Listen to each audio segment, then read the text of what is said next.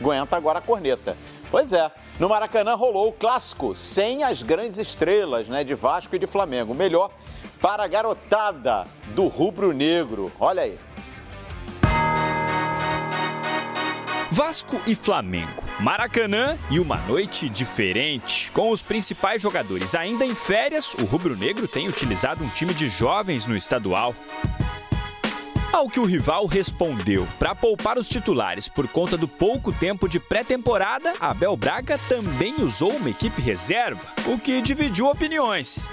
Tem um jogo dia 5 agora de fevereiro pela Sul-Americana. Eles têm que preparar o time titular, eles têm que pegar entrosamento.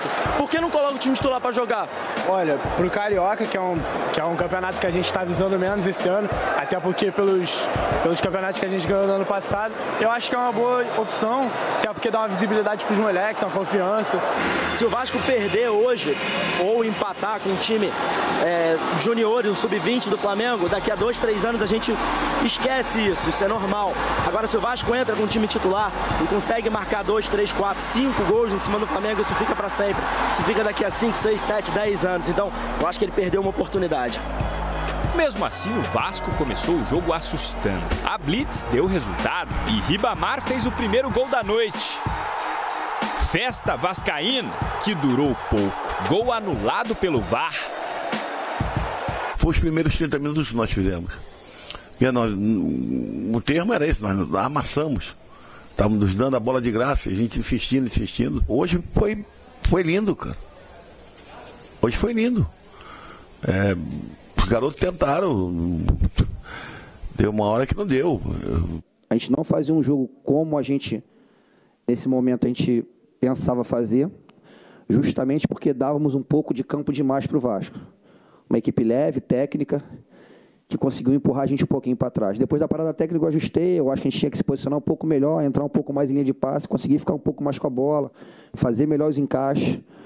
E aí eu acho que a gente conseguiu melhorar até o final do primeiro tempo. O Flamengo demorou a se acertar, mas quando foi ao ataque, chegou com tudo. Luiz Henrique teve a chance, mas a bola ficou na trave. 1 minuto depois, o ataque rubro-negro foi letal. Cruzamento de Ramon e Lucas Silva. Sozinho, não desperdiçou. A superação de quem, na estreia, chegou a receber vaias. No sábado eu saí com algumas vaias e que eu disse que nada melhor do que um dia após o outro. Que hoje, na quarta, iria ter um desafio e quem sabe eu sairia aplaudido e estávamos preparados. E graças a Deus eu tive a oportunidade ali de concluir em gol e hoje, graças a Deus, o gol saiu, então eu tenho que parabenizar a equipe. O próprio Lucas Silva poderia ter aumentado a vantagem, mas faltou pontaria. Sob os olhares de Jorge Jesus, as joias do Ninho ganhavam a aprovação das arquibancadas. Também a gente tem que lembrar que o Jorge Jesus também está observando essa garotada. Ele sabe que tem talentos como o Mateuzinho, o Moura, o pessoal que está despontando, está com consistência e pode agregar sempre para ele. Então, não só também trazer jogadores de fora, mas aproveitar os talentos da casa, né? O Flamengo sempre tem uma tradição disso, muito importante. Espero que eles possam aproveitar isso ao longo do ano.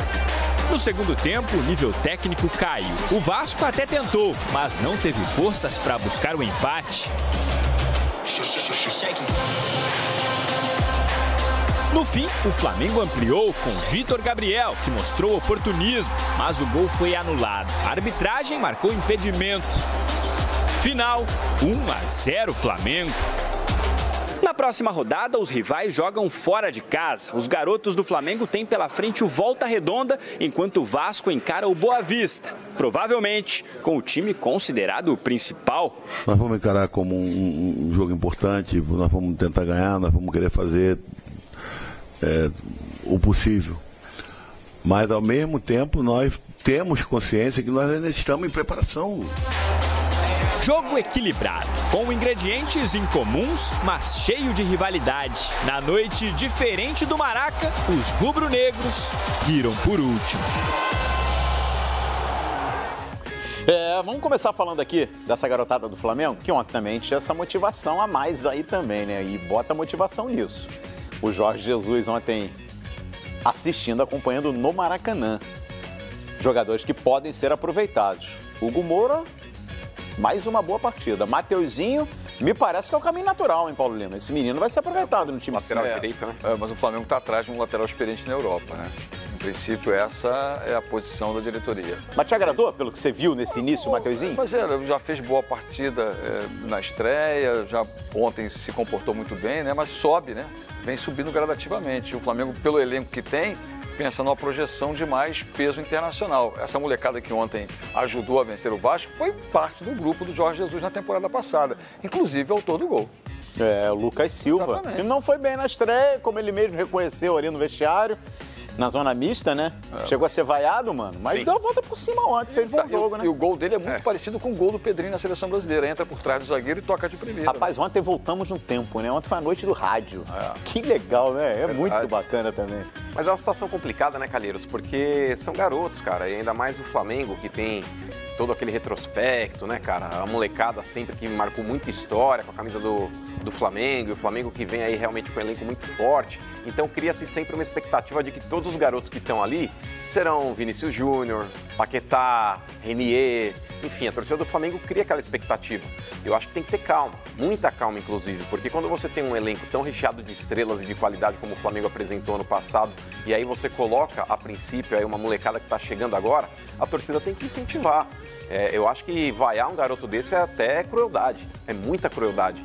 Por mais que o garoto possa não ter entrado bem, mas merece todo o crédito. Amadurecendo, Exato, né? Exato. Inclusive, ontem até tivemos um público acima do que eu esperava, cara. 25 pessoas. Eu também falei a mesma coisa, realmente um negócio assim que me surpreendeu, cara. Eu esperava aí talvez um público de 10 mil pessoas no Maracanã, ou até menos.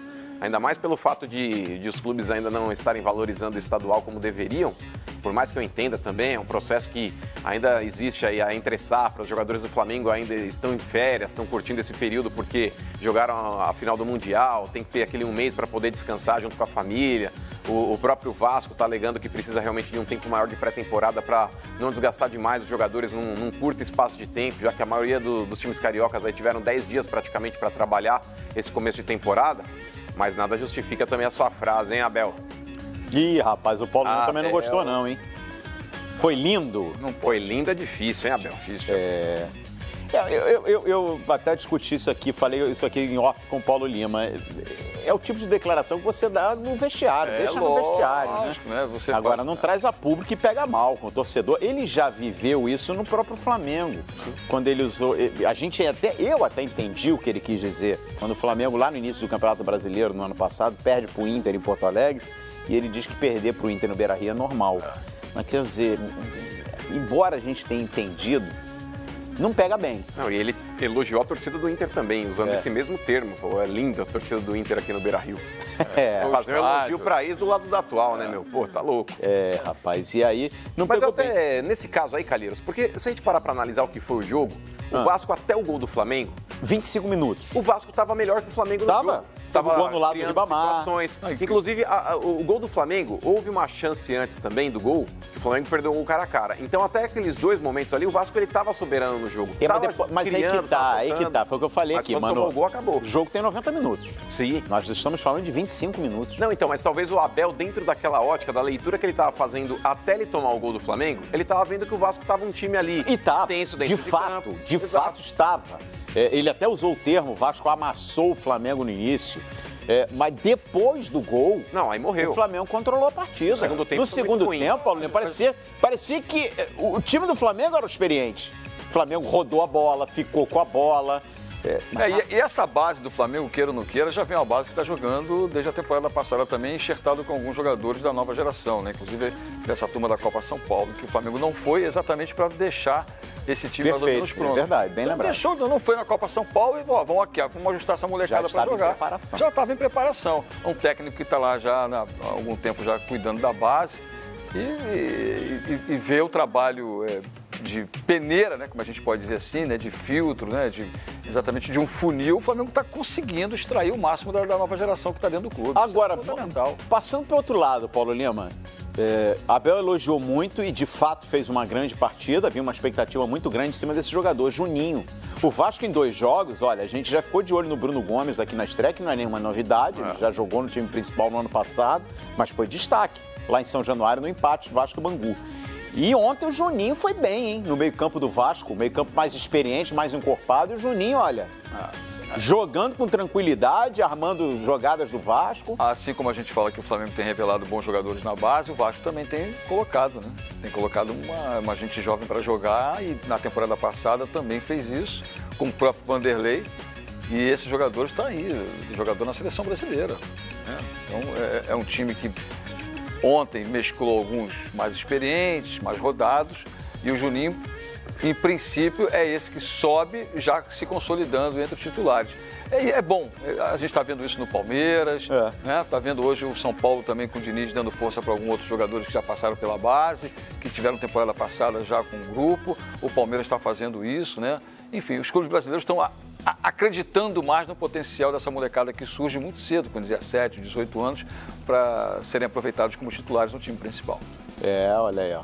Ô, Manu, pelo que o Abel falou ontem na coletiva, deixou muito claro, Bruno Gomes é jogador que vai brigar por titularidade. E pelo que ele falou ontem, o Juninho fica também, vai ficar no grupo.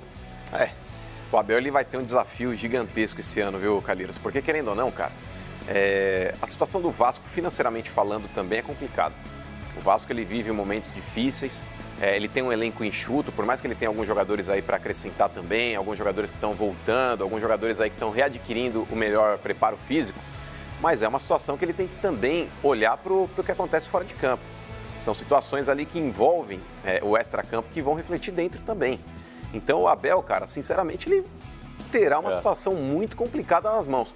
Mas dentro de tudo que está acontecendo aí, dentro das críticas que ele está sofrendo também, Calheiros, eu acho que o Abel está sendo muito homem, cara. Muito homem. Eu critiquei também o fato do Abel não colocar a equipe titular do Vasco para enfrentar a garotada do Flamengo e assim possivelmente vencê-lo, porque talvez o único confronto no ano que o Vasco poderia ser favorito diante do Flamengo seria esse. Porém, esqueçam o que ele disse a respeito de foi lindo o que aconteceu ontem, esqueçam isso. Ele preservou o elenco do Vasco. Isso daí eu particularmente discordo, mas é um cara que, diferente de outros treinadores, ele não foi covarde. Porque com essa atitude, Calheiros, está todo mundo hoje falando do Abel. O Abel ficou com medo do Flamengo. O Abel declarou que o jogo foi lindo diante de uma derrota, mais uma derrota para o Flamengo. Porém, ninguém está falando do elenco do Vasco. Ele blinda o elenco. Porque imagina só, o time do Vasco titular entra e empata com esse time do Flamengo, ou perde desse time do Flamengo. O que iam estar falando a respeito do elenco para o restante do ano, para o restante da temporada? Iam estar descendo o cacete no Vasco. Não. Então nisso, o Abel, ele chama para ele a responsabilidade, ele blinda o grupo. Totalmente. Ele toma a porrada da imprensa, ele toma a porrada da torcida, mas ele respalda os seus jogadores. Isso o grande treinador faz diante de um clube. Não vai jogar com o time titular contra o Botafogo, exatamente para preservar pela Sul-Americana. Aí que dá, Paulo Lima. Ontem eu defendi o Abel nessa tese. Ontem a gente teve aqui nós tivemos um debate aqui sobre esse tema. Posicionamento diferente. O Hamilton